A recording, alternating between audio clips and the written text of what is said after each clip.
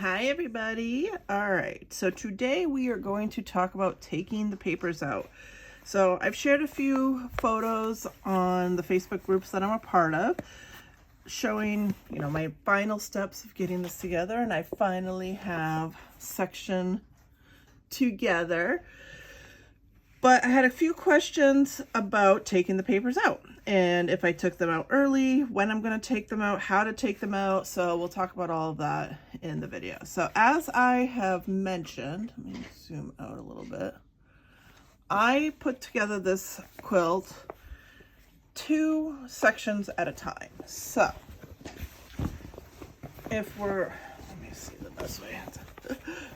There. Big quilt. So the best way to show this, I'll show it from the back so you can kind of see the papers.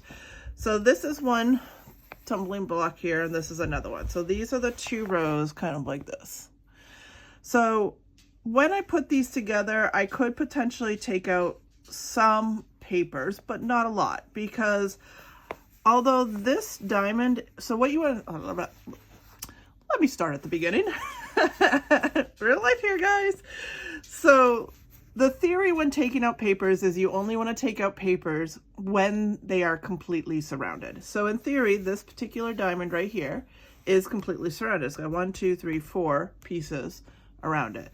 But I do not like taking the papers out when they touch an open spot, even on the corner, because it makes this a little more floppy and hard to set in this piece up here. So if you're looking at this as 2 rows, these touch a diamond, these touch and open, these touch and open, these touch and open, these touch and open. So I can't really take these out.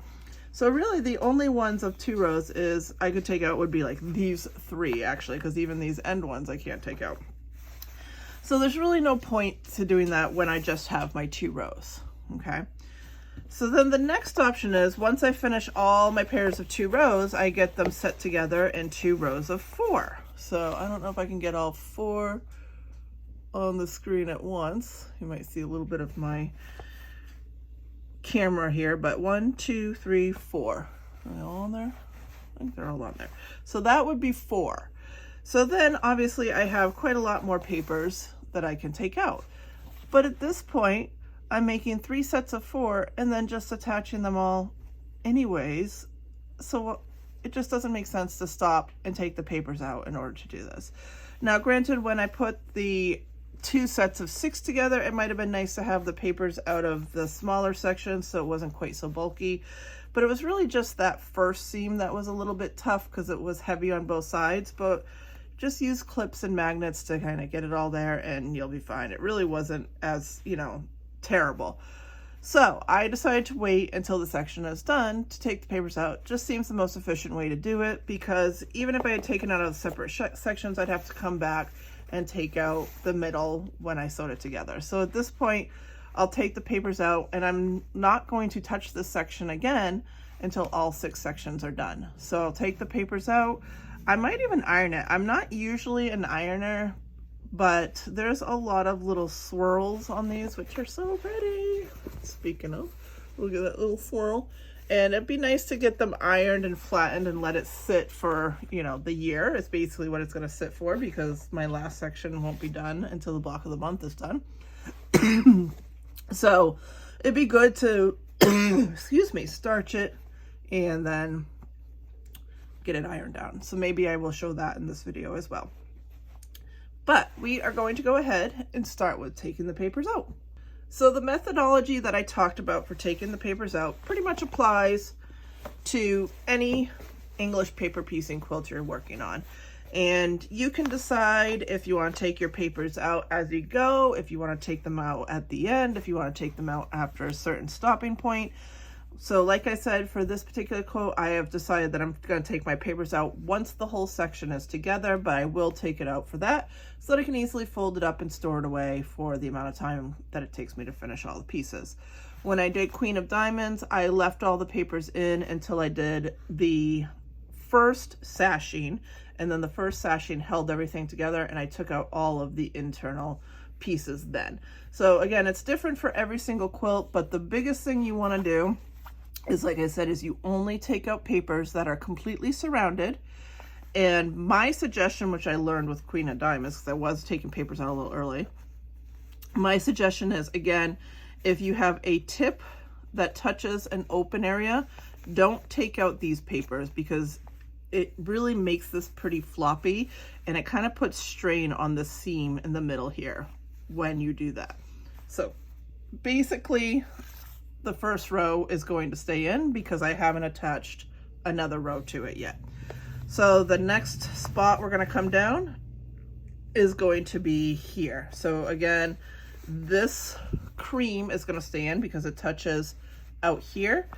This one will stay because it's not completely surrounded here. So this will be the first one that'll come out. And I may even go back in, and because I've moved all of these little tails up and unglued them a little, I may, if there's some that are really tall, actually when I starch that might be okay, but you don't want them too loose because eventually when you're attaching later on down the road, it's easier if they're more glued down. But so there's really no special way to do this. I'll probably do a lot of it in fast motion because it just is really more time consuming than anything. Some people use a little tool. I just peel it up really and just grab the edge and pull it out, and that's it. And you can see my papers are completely reusable. Don't have the little saw teeth on the edges, a couple spots, but that means my needle is not going through the papers, which is really good. I mean, obviously, you know, nothing's exact, so there are a couple spots, but, and that's it. That's ready to use for something else, and my project is getting to be a little lighter. And something that I also learned on Queen of Diamonds, I mean, every single project you do, you're going to learn something new, is that in order to make these easier for me to peel up is when I am gluing my papers down, I do try to make sure that I glue a line that's not touching the edge of the paper because you don't want it to gum up your needle. So it's a little bit away, but also below where the fabric's going to fold over. So that means my fabric just naturally has, if you can see that, it just naturally has a lift already because I didn't glue all the way to the edge of this fabric. Now there are times, like this one is a little bit more like that. Oh no, actually it does have a lip. It just looked like it was down. So there are times that I have glued all the way to the edge, like this purple one. And so you'll have to kind of work it a little bit, but that is a good tip when you're basting to try and make it easier on you to peel these up. But they're really not too bad. Don't pop any threads. Like this one, I kind of caught this corner in. You don't need to pull it loose. I don't usually even pull at my corners. I just kind of loosen all the edges and then take the papers out. There's no reason to open up those seams at all. So don't pull on them, don't tug, just pull at the edges. Don't pull where the corners and seams are, because even if this was caught, it doesn't matter anymore because this piece is never going to be touched again. It's never going to be open. It's sewn in. So it's fine if it's caught. I just don't want to pop it open while I'm doing this because then I might have an issue down the road with a seam or thread being broken. So really I just essentially loosen up the edges, get my finger under there. If you have like a little stylus, so for my 1/4 inch hexies, which are pretty small, I don't use it for this because these are big and kind of easy to get at. I took from my manicure kit a cuticle, like you would push your cuticles in, so it's like got a nice flat edge. I took that and I used that to get up and under the papers, but it's really a pretty simple process. So like I said, you just want to loosen the edges enough that you can get your finger underneath one side. Don't worry about the corners because if you stitch the corners together, it doesn't matter in this quilt whatsoever. If you worked on Queen of Diamonds, you may have heard about stitching your corners and stitching, catching, and that's only because that particular quilt was not intended to be done English paper piecing. It was a mix of English paper piecing and machine piecing. So you had to open up the edges of each block in order to machine piece them, and people were having trouble opening up the edges because they were catching in the seams, but none of that matters for most English paper piecing, because most projects you work on, you are not going to be involving the machine at all.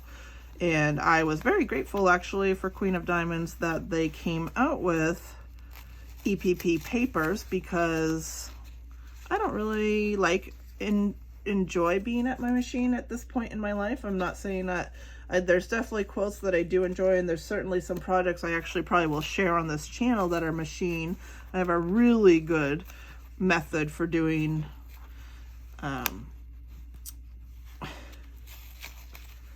the other type of paper piecing. Mine escaped my brain. So I might show that at some point. Sorry, I went a little off track. Trying to get these papers out and talk at the same time is kind of a project. But anyway, so I don't like sitting at my machine, so I was very grateful that they came out with those papers for Queen of Diamonds, and that seam issue, catching the seam, is not going to be an issue for me at all, because I will be EPPing and I will just do the same thing I'm doing here, is leave my corners alone. If I caught this seam, nobody cares, because it's literally never going to be picked at again. So what I'm doing is just kind of going across. So again, I'm going to leave this guy here because he is touching an open spot. Then this one stays because it's not surrounded. And so this will be the last one in the line that I'm going to open, and then we'll go work our way the other direction. And so this is a really fun thing to do at night, just sitting in front of the TV, hanging out with the kids or the husband or the grandkids or the dog or whatever it may be. It's very much mindless work. Can hold the conversation while you're doing this. And yeah, I think it's kind of fun. I like all the steps of English paper piecing, not just the stitching part. I love the basting. I love the taking the papers out. I really do love all of it. Oh, this would be a good car project too. You got a long car ride coming up. This would be so perfect for that. So when you're pulling at it, you just, like I said, you don't want to scrape at it. You don't want to pull too hard. You don't want these edges to become too frayed. They will eventually be sandwiched and everything, so they're going to be okay. But you don't want, especially where this is going to be sitting for a while, you don't want a lot of tension on these edges. So just go nice and slow and careful, and don't pick at it too much. If you're finding you're picking at it too much, maybe do get that tool from the manicure kit that's like a little stylus or something with a flat head, so that you can get up under there a little smoother without feeling like you're picking at it with your fingernails. But like I said, most of these are actually pretty easy. When I was doing Queen of Diamonds, I wasn't as careful about not gluing down the top edge of the fabric, and it was much harder to get in and get these papers out. So that is my biggest tip, which obviously if you're pulling papers out, you've already basted, but at least for the other sections, oh crap. Now see, I wasn't paying attention. Let's see, this is actually pretty good because I can show you what I'm going to do. I wasn't paying attention, and I took out this diamond, and you can already see that it puts tension on those threads right there that I don't want, because it becomes more floppy. Now granted, there are three other diamonds, so it's not as bad, but if it was only two, it really would put tension on that thread until I can get this piece in. So I am going to actually glue that back in, and I'll show you how I do that. So if you make a mistake and take out a paper wrong, it's not a big deal. You can glue it right back in, and I'm just going to go grab my glue, and then I will show you how I do that. All right, so let's go ahead. So it's really hard to make a mistake. I mean, I shouldn't say that. You can make mistakes in English paper piecing, of course, just like I just did. That was a mistake I made. But it's hard to make a mistake that really screws stuff up. It is a pretty forgiving form of quilting. I think because it's not something modern, it's not using a sewing machine, it's not something we normally do. Most people tend to think of it as a tougher way of quilting, and it's really not. It is actually so much easier than machine piecing. So you can see I just popped that in right back into place, And what I'm going to do is just kind of put my glue down, and we're just going to re-glue it down. It doesn't have to be super exact because obviously this is just to kind of hold it in place so that I have that stability for that corner. And that's it. It's like it never even happened. And now that corner is back to being stabilized. Easy as that. So if you accidentally pull out a piece that you shouldn't have, that's all you need to do. Glue it right back in. No big deal at all. All right, so we're gonna start here. So none of these edges are gonna get done. Okay. But I feel like people are intimidated by English paper piecing because it's hand done. There's not a lot of hand work that people do nowadays. So they feel like it is going to be a harder form, but I feel like once you jump in and try it, you find, I have found most new people really enjoy it and actually find it easier than machine quilting. Some of the stuff that machine quilters do is freaking amazing and very complicated and hard, because with English paper piecing, you can't really get your seam allowance wrong, right? Because you're wrapping paper or wrapping fabric around paper that's already a set size. So your seam, your pieces are going to be that size. So putting these blocks together and having them all come out the same is incredibly easy because all your papers are the same. So as long as your papers are the same, I guess that's the hardest part of EPP, is making sure your papers are the same. If you're buying them, obviously they're going to be the same, but making sure your templates and all that, if you make them yourself. But with machine quilting, when you think about it, the shape of the piece is determined by how well you sew that seam. So if your 1/4 inch is more of a scant 1/4 inch, or a large 1/4 inch, or it changes with every single block you do because you're not consistent, which happens to me all the time, all of a sudden you're making something like this, the tumbling blocks, and each block is a different size because your seam was all over the place. So you really have to learn how to do that really good 1/4 inch seam in order to make machine piecing work. So it is definitely a harder art form. We just think of it as easier because it's something that we grew up with and see people do. But this hand quilting is actually very much easier. So if you're nervous, if you're watching my videos and you haven't started on your quilt yet, you just want to get all the information, I very much, very highly encourage you to jump in, give it a try. And I think that you will find, especially if you've ever machine quilted before, that English paper piecing gives you those precision results with very low effort. And I think you will absolutely love it. I am a big proponent for it. I have been doing it for 20 years, but here's a caveat, because that sounds awesome. Like, oh, you must have 30 different quilts. I'm like, no. 25 years now ago, my grandmother passed down a grandmother's flower garden quilt that she had started when she was a teenager and never finished. And I have basically been picking at that for 25 years. And when I decided, I used to machine quilt a lot. I actually have a lot of flimsies. I'm not good at finishing quilts. I'm good at making flimsies. And I have a lot that are unfinished. And I did that for quite some time. And then I moved into a very small house from a big house and had to pack up all my quilting stuff. So I didn't even have my machine out for the last 7 years. Didn't have fabric out, nothing. It was all in storage. So I really haven't quilted except on that grandmother's flower garden because I could take it with me for the last 7 years. And the funny part is that quilt is still not done and it's not even that big. I just really didn't do, I just would pick at it here and there. So when my kids went off to college, I decided to bring all my fabric down, bring down my sewing machine, blah, blah, blah. Well, I was a little intimidated by my sewing machine because I hadn't used it in 7 years and honestly couldn't remember how to wind it. So I thought about my grandmother's flower garden. I said, well, maybe there's a different pattern out there besides grandmother. I didn't know a lot about EPP at the time.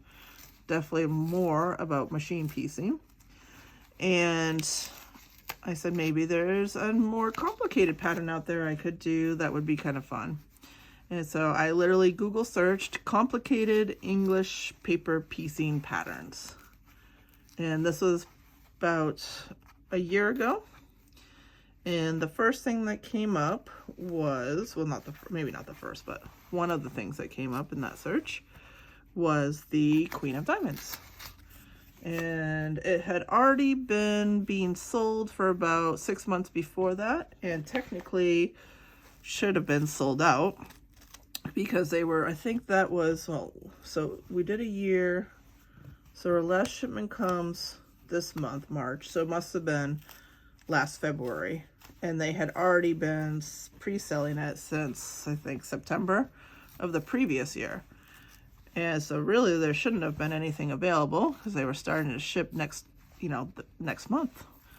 And so I went on a website and found that they actually were still selling subscriptions. And I was able to get in for the Queen of Diamonds. And that was my first journey into an English paper piecing pattern besides the grandmother's flower garden. And when I worked on the grandmother's flower garden, I kind of was self-taught. My grandmother showed me how to do it, but this was something she had worked on as a young person herself, so she did not have all the new technology. So all of those are hand-cut papers out of newspaper, which is really cool. I actually found one that had the date, I think it was 1954 or something, so that was really awesome. But she had hand cut all her own pieces, so that's what I continued with. I hand cut them myself and reused her pieces and whatnot. And just very basic, no tools, just literally a needle and thread, not even a great needle, actually a pretty crappy needle. Thread, and just wrap the papers around her newspapers and stitched them all together. Every single hexagon was a different shape, and I just eased them in and kind of figured it out for myself. Never even thought to watch a YouTube video. But when I joined Queen of Diamonds, okay, so we've gotten to a specialty block. I'll continue with my story in a second, but I want to show you guys. So these are smaller pieces. It's definitely going to be a little bit more fiddly. This probably would be good to have my, I wonder if I have it near me, my little tool that I use for my mini hexies, which I might actually have right here. So this is my mini hexies bag. I actually have been saving all of the scraps from Queen of Diamonds and this block. You can see in there all those beautiful scraps. And actually, here's my Tumbling Cosmos to add to it while I have it open. And these are my little grapes that I'm making out of. These are 1/4-inch hexies. They are absolutely ridiculously small. This was just something funny that I wanted to try. I just figured why not, so you can see all my little mini. So anyways, I needed a tool to be able to do these, take the papers out of these. So this is what I used, was this little manicure. It has a nice flat top. So I think that'll actually work good for me for these specialty blocks. So I'll steal that out of here for now, but I normally keep it all together in here since this is what I use it for. I don't really need it for the bigger pieces. So you can see you kind of can just get up under there with that without having to pick at it with your nails, and that works a little bit better. So you can do that on the bigger blocks too if that's a little more your style, if it makes you feel a little better about not fraying these edges. That's certainly definitely a possibility. So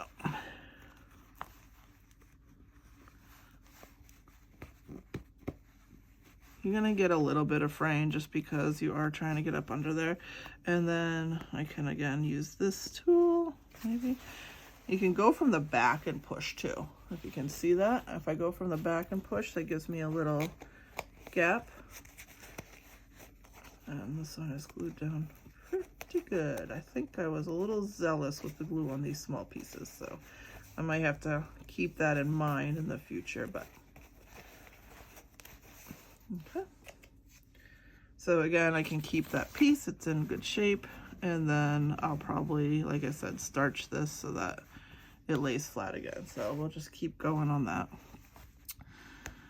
So where was I in my story? So Queen of Diamonds, so I joined that. I had been doing just my own basic, what I learned the same way they've done it probably for 200 years with the grandmother's flower garden. And when I joined Queen of Diamonds, I was like, okay, well, let me do, as modern people do, some YouTube searches and see what new techniques, what new tools, what new things are out, because I was so excited to get started. But of course, the Queen of Diamonds wasn't going to be starting for another month or two. So I didn't have anything to actually work on. So I'm like, well, let me do some. So of course I was researching Queen of Diamonds, which was just talking about the quilt. Obviously nobody had it yet, so there were no videos. Then how to EPP, and I found Tula's videos, which are amazing. If you haven't watched them, absolutely do. I actually adopted a few of her techniques. Like one of them is stitching the needle away from you rather than towards you. A lot of people stitch towards you, but I feel like you have more control stitching away from you. How to thread a needle, how to pull the thread off the roll, all sorts of things like that. She definitely taught me a lot. And then, you know, just other YouTubers out there too who share their experiences with EPP. Another one I looked at is there was, I wish I knew her name, but a woman that's working through the EPP Dear Jane, which I also have bought, and that I think I do better now, but I did that before I did anything else. All I had done was the grandmother's flower garden. I didn't do Queen of Diamonds. I hadn't worked on this. And let me tell you, my first block, I failed miserably. It was horrible. Nothing lined up. It was really bad. So I put that away, but I probably will pull that out soon because I think I would be better at it now that I have a year of doing Queen of Diamonds under my belt. So even though I'm making these videos, guys, I am not a professional, as you can tell from my story. I have learned a lot, and the one thing I am actually really good at is learning. And I've never been a piano player, I've never been a singer, but I am really good at learning, and I usually learn pretty quick. So that's why I wanted to make my own videos, because I learned so much in the beginning from other videos to help those of you that are new, or even if you're not new, you know, you can always learn new things, and show you how I do it, because I have picked up a lot of tips from lots of different places, but I've also modified them for my own, you know, brain, what makes sense for me. So that's what I like to show you here. So anyway, so I've checked out all those videos, all of that, learned lots of new tips, learned about glue basting, had never heard of that before. Actually tried it because I was thread basting my grandmother's flower garden. And when I heard about it, I immediately bought the glue, and I actually tried it on my grandmother's flower garden, and it was so much better. The templates are horrible on that thing, though. All of them are different shapes, but it's fine. I'm going to continue using her templates because that's how the quilt was made. So I'll just finish it out that way eventually, but it's definitely a made with love quilt, which is totally fine because it was made with love. It was passed down from my grandmother, who is now passed away, and I love it. But yeah, I learned all these new techniques, all that kind of stuff. So we're back to the big ones. I'm not going to use, I don't need to use my tool on these. So that was kind of my journey through EPP. So I worked on Queen of Diamonds for a while. I started a Halloween coffin quilt, which I actually haven't even put a stitch in yet. I'm a little paralyzed on that one because I don't want all my fabrics to be near each other, but I don't want to make a million coffins and sort them. So I don't know what I'm going to do with that one, but you'll probably see that in a video sometime soon. Started that one.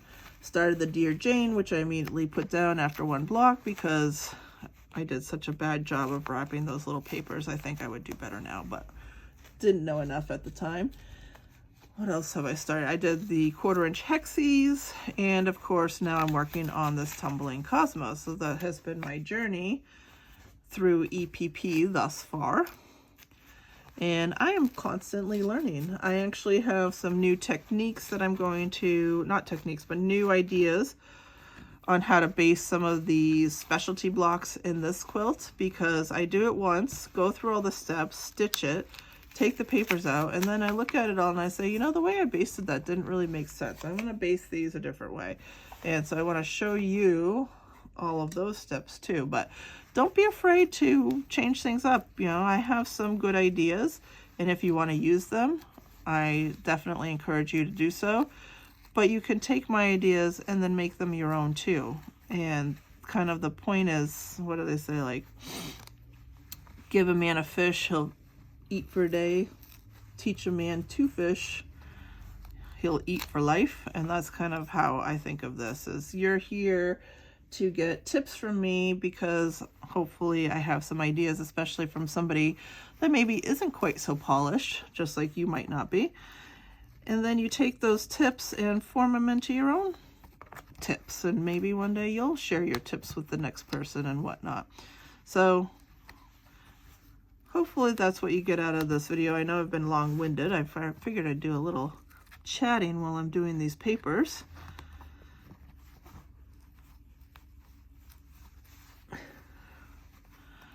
So how far into your journey are you, I guess? I would love to hear in the comments how far into your journey for English paper piecing you are. If you've been doing it for years and you just wanted to see some new tips or ideas, or if you're brand new, never even picked up a piece of English paper piecing before, or are you so new that you don't even really intend on it, you just like watching videos on YouTube, which I'm sure there will be some. I would love to hear about that in the comments and what your journey has been. Listening to me ramble all day. So you can see I'm using the stylus again on this small specialty block. It definitely does help get those smaller pieces out, because on the smaller pieces it was harder to do a glue line that left a flap of fabric, so they are glued a little bit more down than the big pieces. So this definitely helps get up under there without breaking anything, and then you can get under the fabric as well. So you have all these little extra fray strings, just leave those. You don't want to keep pulling them off, because you pull off one, the next one will come, and eventually you have no more fabric left. So just leave them there. Like I said, we'll probably starch this down and do all that. So all right, so I think I'm going to work on this in fast motion. I think I gave enough of a speech today, but like I said, let me know in the comments where you're at in the journey. If you liked my story, I would definitely love a like on this video. If you did like it, it helps YouTube know that this video is a good one to show to other people, and maybe we can get more people interested in EPP. It's my goal. I want everyone to do EPP. I think it's awesome. So let's get more people interested. So if you like this video, just give me a quick like, and I will do this in some fast motion and see where we get. I'll pop back in at the end to show you once I'm all done.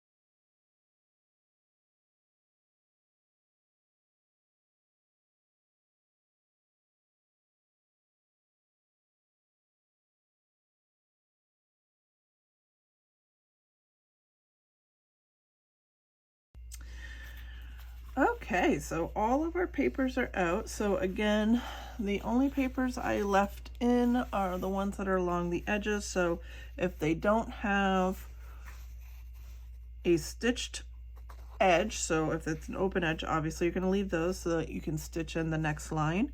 And then I also leave in, so like this piece obviously is stitched all the way around, but because it touches a corner that's open, I leave that in there to stabilize that open corner. So that is all that has been left in, and we are all done. And so what this does is it makes the project much more flexible, much easier to store, much easier to work with. So when I actually go to attach these larger sections together, this won't have so much bulk and weight to it.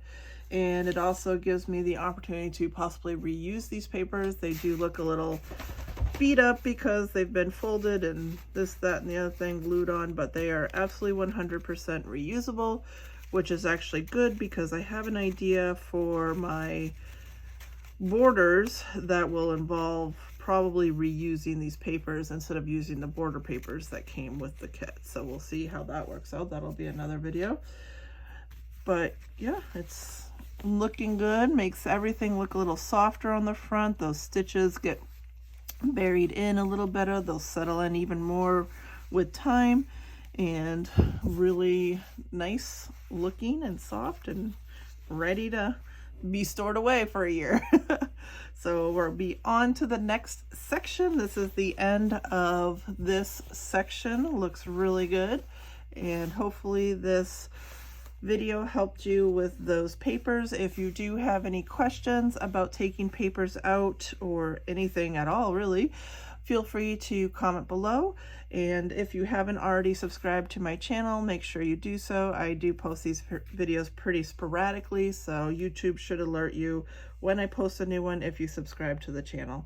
And I appreciate all of you watching my videos. Hopefully you have a good day. Thanks, everybody.